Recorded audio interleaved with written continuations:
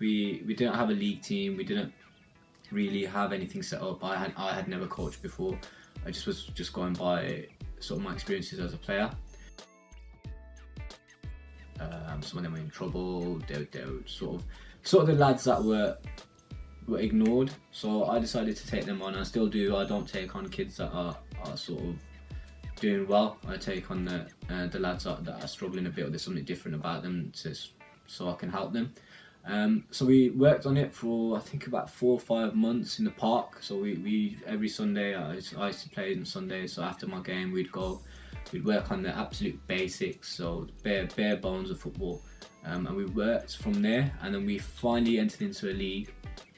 First season we finished second on goal difference, and then we really ramped it up in the second season. It's my third season now, so last season where we won the cup. But it was nice from there to go from absolutely nothing to being sort of dismissed that you're not going to do anything, you badly behaved, and sort of that journey. If I'm honest, I probably learned more from the kids about myself than I could ever teach them. I've got I think 8 now at professional clubs. So we've got two at Villa, three at Blues, one and another one that's going to Blues next season. We've got one at West Brom, and we've got one lad who is now being paid in Leicester, who had never played in any sort of football before, so he had only ever played in the park. And really from there we've sort of grown. This year hopefully I'm hoping to lose another 6-7 to hopefully Villa, but I reckon some of them might go to Blues, which is it's a bit unfortunate, but it is what it is, and hopefully they do well. Alongside that, I've got lads now that were failing in life in general, so they were out messing about, causing trouble, robbing stuff, but obviously that sort of team atmosphere reeled them in, and I've got a lot of them now who are working. I've got a couple now who are driving, which is quite nice. They sort of passed their tests and now they're sort of working, and they didn't do well in school, but they've found another way to sort of be successful. I've got one lad who's my captain this season. He had never kicked a ball until that first tournament. Like genuinely never played football. Come from Afghanistan. He's in foster care. He used to play cricket. Never really knew what football was. Came here. And now he's in the 2.5-3 years that I've had him, he's caught up to everyone, and it takes the lad 2 hours to get to football, and he's the first one here, and the sort of determination has sort of got him to where he is, and hopefully next season he'll be at a club as well. It's nice to see them in their sort of kits and show that they've literally come from playing in the park to now they're playing against. I had one kid come back just to come see me after a game. He's like, we just beat Newcastle, plays for West Brom, and for that sort of, from when he was here, so I've never played 11-a-side, and then 2 years later he's telling me he's beating Newcastle and scoring against them. So them sort of stories and is what keeps me. And I've had the chance to go to Real Madrid. I've trained with their coaches.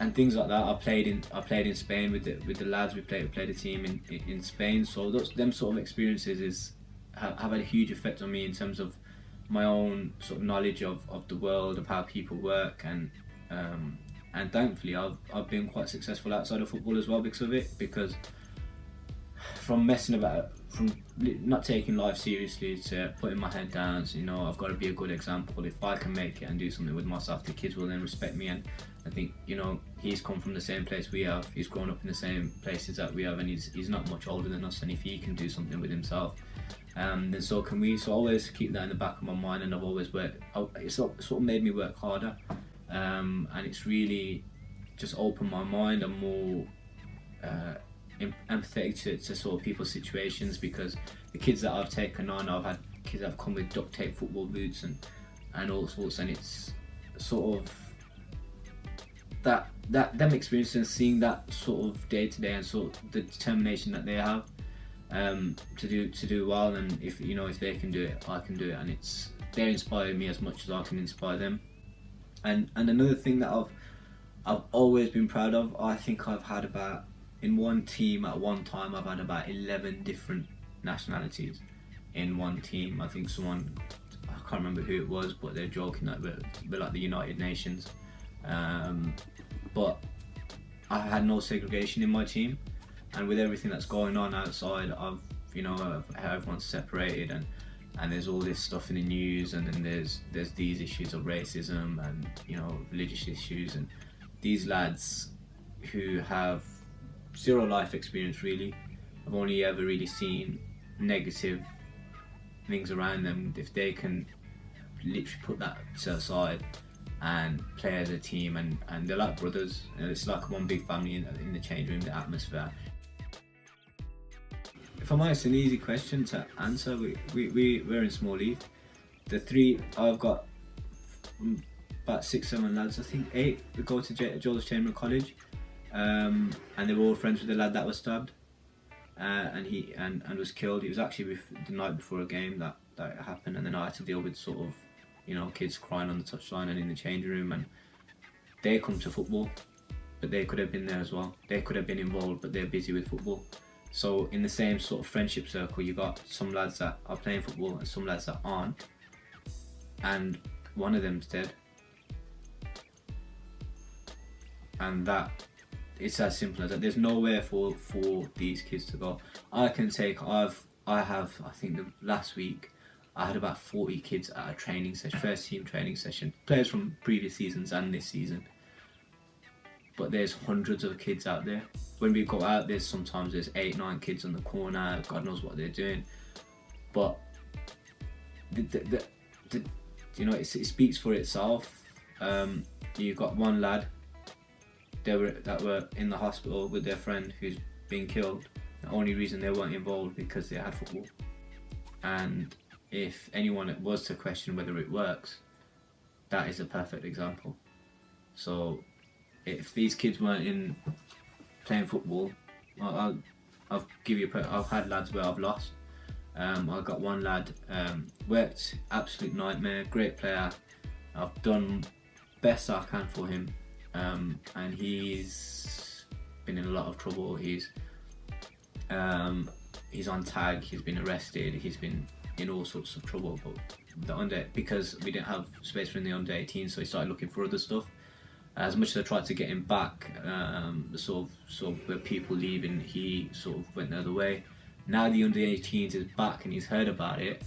The lads are like, he's cut everything out. He's getting ready to come back, and that's the sort of, it's not there for them because we don't have the resources, because there's only so many of us. There's only so much we can offer. There's only so much support we get. There is kids that slip through. We can't save everyone, but the fact now he's got the chance to give it another go, he's coming back. And that's someone that's in, obviously I'm not going to go into everything that he's involved in, but for him to then make that decision that just because he's got a chance of getting back in the team, he's going to cut it all out. And them sort of examples, it shows, because I take on them kids that they're out fighting, with taking drugs, whatever they get involved in, or if they've come over, they've suffered and they've have other issues, and it shows a difference. So I think that it's literally as simple as life and death, and that sounds harsh because they're kids, but that's the reality of it. We had 3 kids dying in a week. One of them was my brother's friend, one of them was involved with the football lads, and the other lad, they knew him as well. So it's all in the same circle. You got half that are playing football and staying out of it, and you got the other half who are in prison or dead, or they're going that way. And I think it's just as simple as that.